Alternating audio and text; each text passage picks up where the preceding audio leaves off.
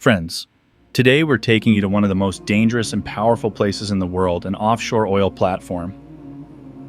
A place where black gold is extracted, the very resource that powers the global economy. Just imagine for a moment. The petrol in your car, the gas in your home, the plastic in your phone, everything begins right here. But have you ever wondered how this oil travels from deep beneath the earth all the way into your hands?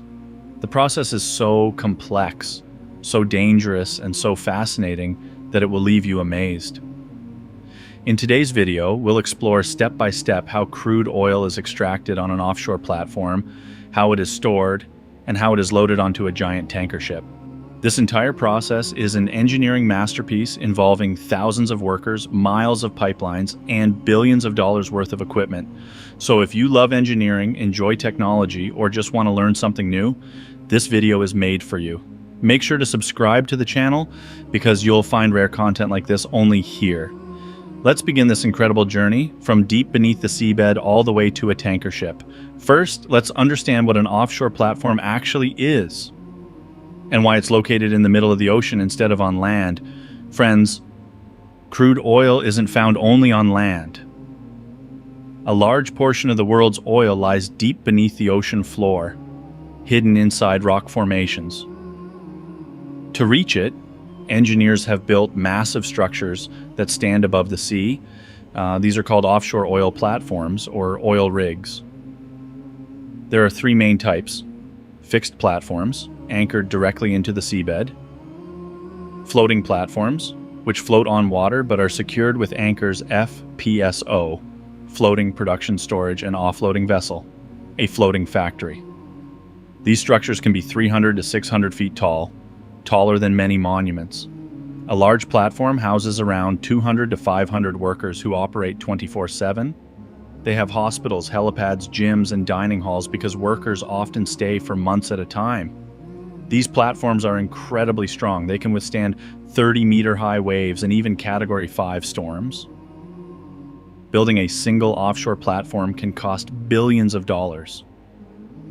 Now comes the most exciting part: drilling. The process begins with a special machine called a rotary drill. Its drill bit is made of diamond or tungsten carbide, strong enough to cut through like hard rock. To rotate the drill, a massive structure called a derrick is used, the tall tower you often see on oil rigs. During drilling, a special liquid called drilling mud is pumped down. This isn't ordinary mud, it's a carefully engineered chemical mixture that cools the drill bit, lubricates it, and controls pressure. Drilling can go 1,000 to 5,000 meters deep, through seawater, seabed rock, and multiple geological layers, until it reaches the oil reservoir. But once the drill reaches the reservoir, there's a major danger called a blowout. This happens when underground pressure becomes so high that oil and gas burst out uncontrollably.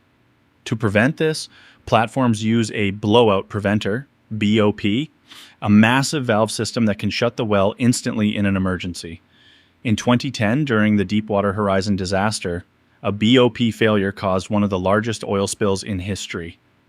Drilling a single well can take 60 to 100 days, and a platform can drill 20 to 40 wells at different angles. Once the well is ready, extraction begins.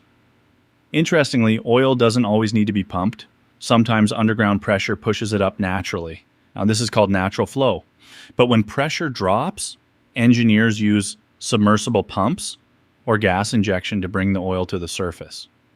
Now, here's the challenge. The fluid that comes up isn't pure oil. It contains water, natural gas, sand, and chemicals. So it must be separated using a three-phase separator, a large horizontal drum that separates water at the bottom, oil in the middle, gas at the top. The gas is either burned, gas flaring, or sent through pipelines. Water is treated and released or re-injected. Crude oil moves forward for further processing. A medium-sized platform can produce anywhere from 500 to 200,000 barrels of oil per day.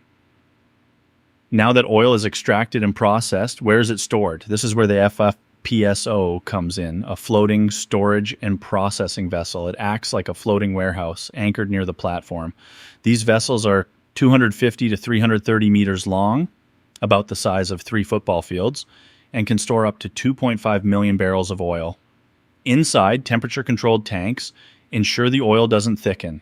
Sensors constantly monitor temperature, pressure, and oil levels, sending data to the control room. A system called custody transfer metering ensures precise measurement because even a small error can mean millions in losses. Now the oil is ready, and it's time for the tanker ship. A massive silhouette appears on the horizon, a giant vessel approaching the platform. This is a VLCC, very large crude carrier, around 330 meters long and 60 meters wide. There is constant communication between the tanker captain and the platform control room. Everything is calculated: speed, direction, wind, and ocean currents, because even a small mistake could cause a disaster. Specialized marine pilots guide the tanker into position. Then comes mooring. Thick steel ropes secure the tanker to the FPSO.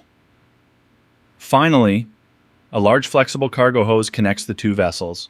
This docking process takes 4 to 6 hours, and now, the most epic moment: oil loading. From the control room, signals are sent, and massive pumps start running. These pumps, with thousands of horsepower, transfer huge volumes of oil from the FPSO to the tanker. The entire loading process takes 24 to 48 hours. No sparks, no flames, strict safety at every step. When all tanks are full, every drop is accounted for and documents worth billions are signed. Then the ropes are released and the tanker slowly moves toward the horizon, carrying the world's energy supply. That oil will go to refineries, where it will become petrol, diesel, plastics, and even medicines. So, next time you're at a petrol pump, take a moment to think about the thousands of workers in the middle of the ocean, working day and night to keep the world running.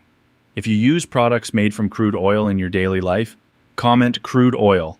And if you enjoyed this video, don't forget to like, share, and subscribe.